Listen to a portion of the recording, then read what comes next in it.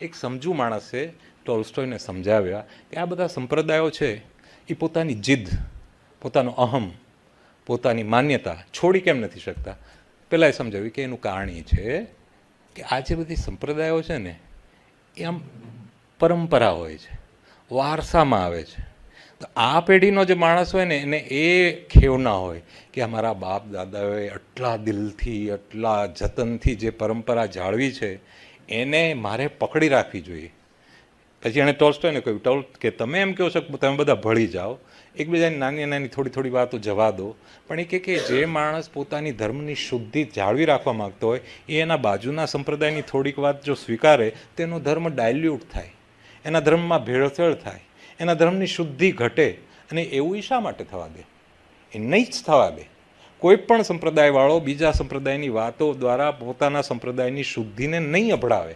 તું સમજ મિસ્ટર લિયો ટોલ્સ્ટોય.